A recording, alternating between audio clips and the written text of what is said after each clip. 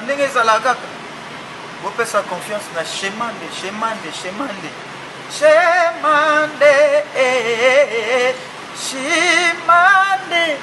Tokos Alvarito Solo Yannick Mande Chemande Yannick Kabasele Yanga Moko.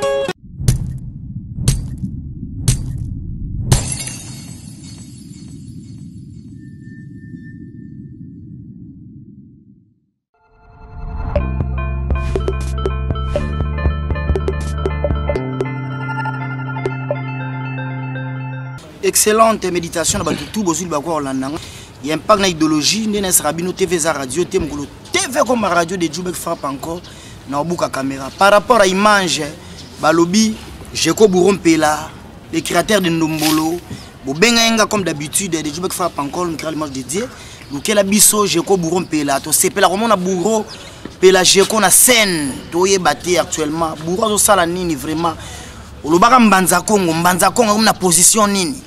Mbanza Congo eza album, eza single, eza maxi single to eza nini. Luka Bourrompela. Obeta ma solo à Mbanza Congo par rapport à image, pesa makamama pesa meloka beto lobaka. Solo là-bas solo ti solo on te sort, ne solo pas, on te solo pas mais on te dégage. Lelo na zanga morote na plateau na na sabongo na Jeko Bourrompela.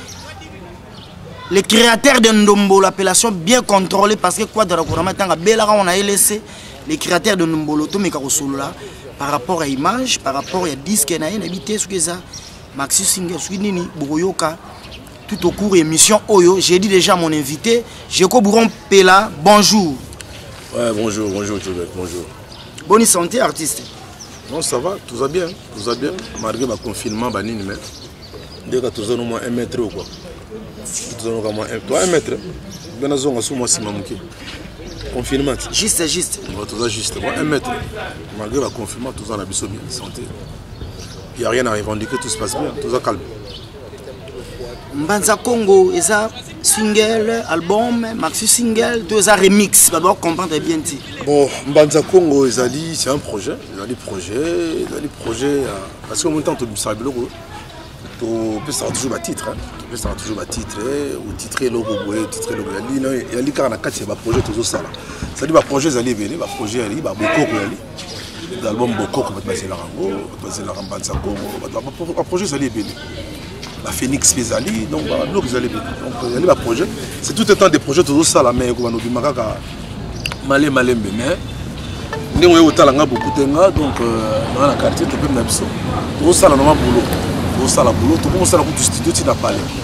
Donc, studio comme tu n'as pas allé, c'est-à-dire on a dû négocier avec un studio.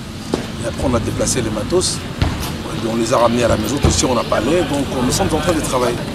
Donc, actuellement, je te parle, donc c'est-à-dire il y a ma maison qui s'est transformée en studio. Donc, toujours travailler. On n'a pas lâché le travail, hein, malgré le confinement, mais nous continuons à travailler.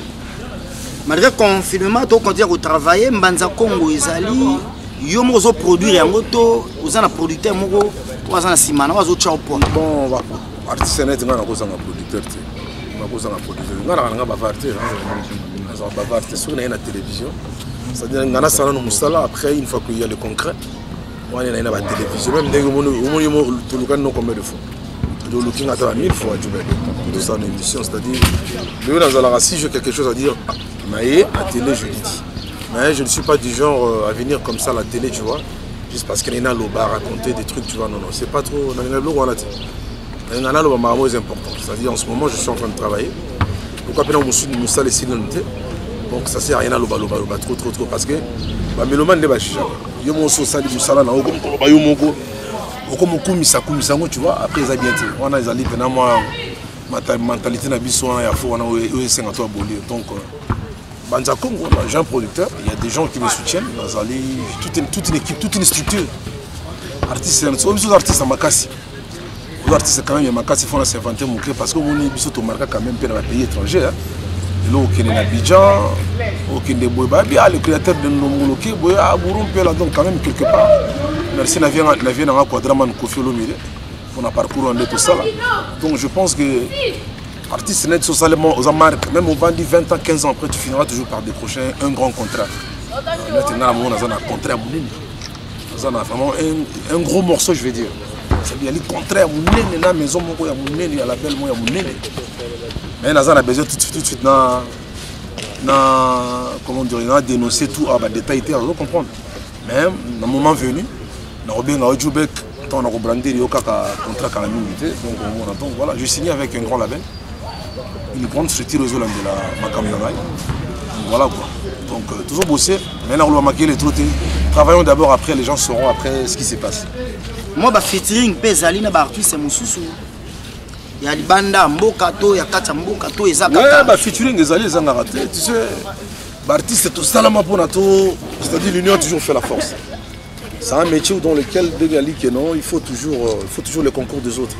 C'est-à-dire à tout moment, il faut aussi apporter au soutien, la studio, tout ça, c'est comme ça. À tous ça savant, la musique, tout seul, tu ne peux rien parce que guitariste, azayote, premier azayote, ta micro pas azayote. Donc ça dit qu'il y a la branche, on peut me faire apporter la branche, en tout cas ça va. Par rapport à Pesa Makamorama, Pesa Melo, Pesa Loko, je les créateurs de Ndombolo, les lots, musique congolaise, comme le roi de dégradation, par rapport à vitesse, la musique monde état, la musique urbaine, babi rumba congolaise, il y a bien un kilo penzate. Les lots musique comme la vitesse, moi qui libanda, moi qui Niger, moi gagné biso, les lots moi, soit tu varié, les captions à moi vitesse. Est-ce que na kilibanda nini tanzo ba kilibanda kasi nga pisco les gars na oyem Chubek sona mi pesa pisco micro na pesa nga micro to yemo c'est tanzo ba kilibanda na to ba ça dit à un certain moment il faut pas to mi diminuer biso mo quoi ça dit ça eloko etam là il y a lika eloko tu en étape na étape on se comprendre en ce moment musique à Congo ils qu'il y a une conjoncture en mboka tout le monde en mboka mon baba musicien bazali délaissé à leur propre sort on se comprendre. C'est-à-dire le gouvernement il a atteint musicien et l'autre côté. Tout le monde va gouvernement monsieur les cas qui a pour te rappeler la subvention dans artistes nigériens, vous comprenez. C'est-à-dire lorsqu'il y a par exemple un festival l'artiste Basangani, le gouvernement, vous comprenez, Azapenda comment dire, il est impliqué à fond. Tu vois ce que je veux dire? Mais il faut reconnaître un truc, nous c'est pas le cas. Les artistes congolais c'est des artistes aujourd'hui ils sont en train de se démerder, tu vois. Mais moi je veux dire tu vas pas délaisser à notre propre sort.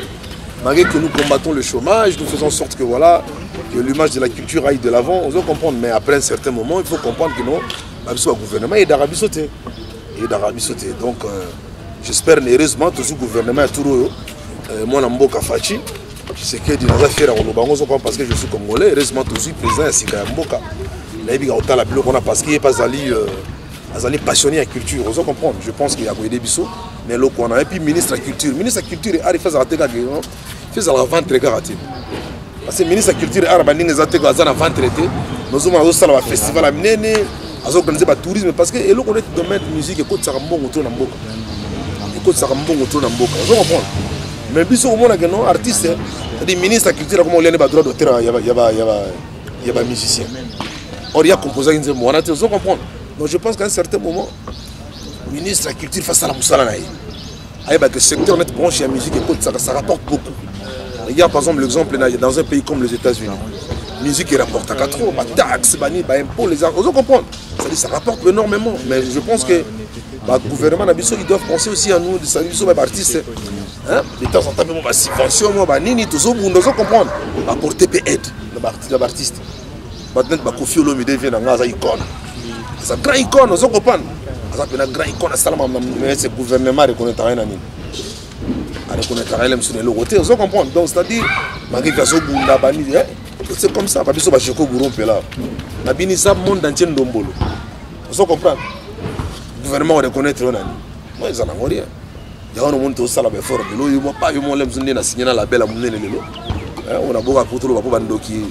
Bandoki, on a un camion, on a un camion, on comprend. Donc, après, ils en ont. Je peux mon caragaro. Si on a lobby contre on a signé, on a caragaro comme on a signé. Le chauffeur en a quantité. Il est écrasé bisop. On a qui nous a Congo faux. Donc il faut Zamba pour tout l'un doit abolir et ça la société. Donc voilà. Donc, mais il faut comprendre les musiciens congolais. C'est des gens ils se battent. Ils nous comprendre. À part quand Makambo les gars qui donnent man en Europe, eux les en Europe. qu'il y ait eu le mouvement combattant qui était né, vous comprenez. Et après, bon, on a interpellé les musiciens, on a quand même pas que des mendiants.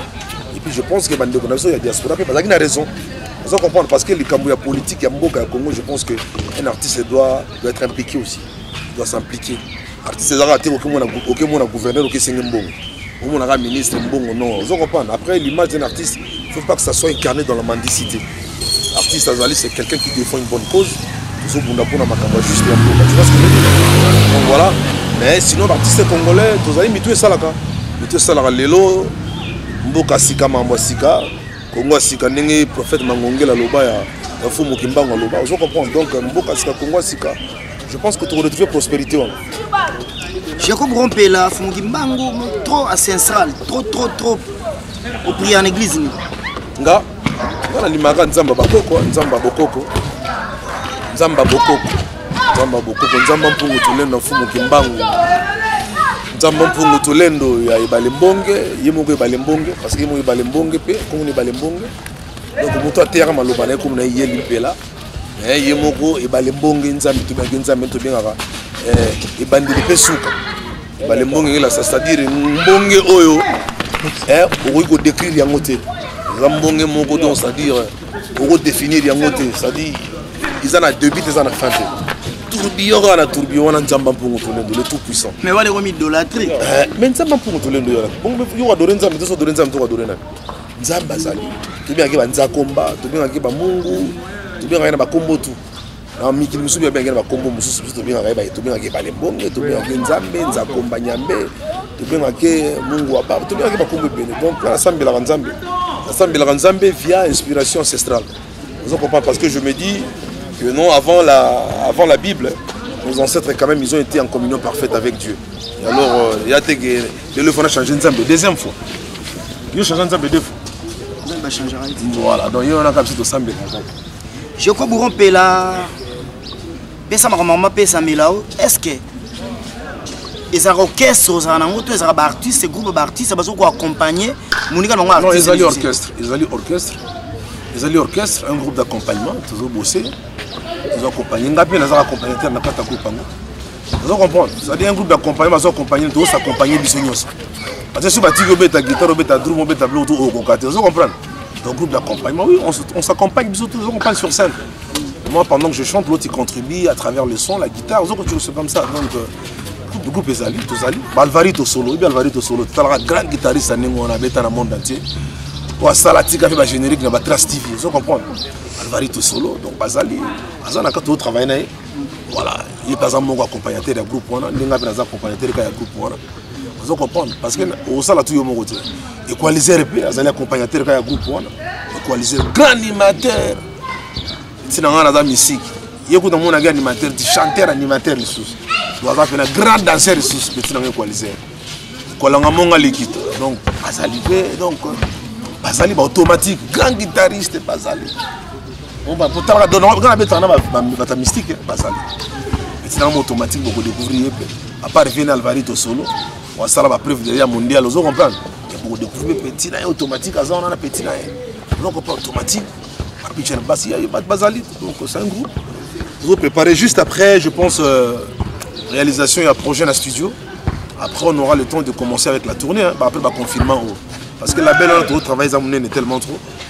Ça va aller tellement rapide. Parce que juste après l'enregistrement, si nous avons pour nous tourner dans le film, on a confiné ici. Donc, il y a une série de tournées. Ça, la mission bientôt de présenter Mboka pour se souper ça. Comme groupe d'accompagnement, il y a beaucoup de pays là. Comme on a un nid. Il y a un combo. Ils sont dans Mbanza Congo. Mbanza Congo. Ils sont Mbanza Congo. Parce que Mbanza, tu vas comprendre, Mbanza est un lieu, place. C'est un lieu, Mbanza. Parce que Mbanza Congo, il y a une capitale. Il y a le royaume Congo d'Antoti. Là, on comprend parce que Congo n'a pas de réunion. Et puis il y a un lieu spirituel. C'est un sage. La spiritualité, on a un lieu. On a la spiritualité selon les gens pour nous inspirer le royaume. Donc voilà, et nous on a choisi ce titre-là. Ils ont bien Mbanza, comme on a pour nous, nous groupe de Mbanza, comme vous sonnez très bien. Ils sont vraiment spirituels. Et puis Coco place Bazali, c'est un fou qui m'a dit, Kaka Nabiso, il y a l'impa là-bas, il y a l'impa. Coco Nabiso, on comprend, Coco Compadi, bakoko mbutanganga bakoko nzinga bapesa komba Congo donc tant baza na terre bazwa que ah moi na sali lo bapesa komba mbanza Congo ba osepela donc j'ai leur bénédiction Mimi nazo on dit aux ana ba lignée ba toi église de noir par rapport yo za noir za noir yo sambela nale za noir net ngai Djoubek on est noir ça dit identité à peuple l'identité l'existence d'un être humain repose sur son identité voilà c'est quoi ton identité ils sont noirs comme ils sont gaulois non il y a pas de noirs gaulois je suis désolé vous comprenez donc sont noirs sont mondelo même dans une identité na ngana sambela selon bakoko na biso et on bakoko bazo pesa bénédiction nous va pesa makama pesa donc on a pesa bakoko valeur bakoko peut pesa makama dans la belle musique je te dis ça va être l'événement les gens ne vont même pas s'y attendre bakoko pas bien la qui va bien nous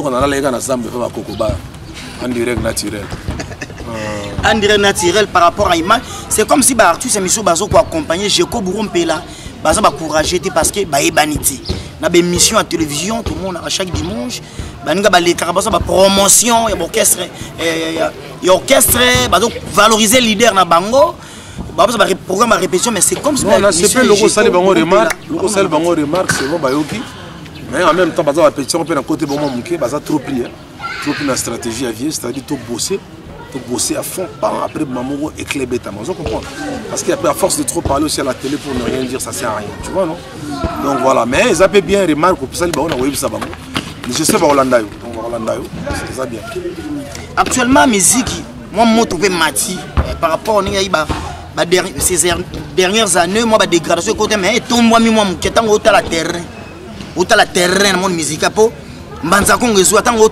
la terrain est-ce que vous assurez certain que Mazako tangi oye ko pesa makambo et ko répète pas bazo tali la bonze là non ya kana nani mon makama musique ya mama Galati 5 ya mama Mbandaka ya bena mtake bwende bena ko bunda na ba sanku sunama ndenge ezala kaka bopesa confiance na Chemande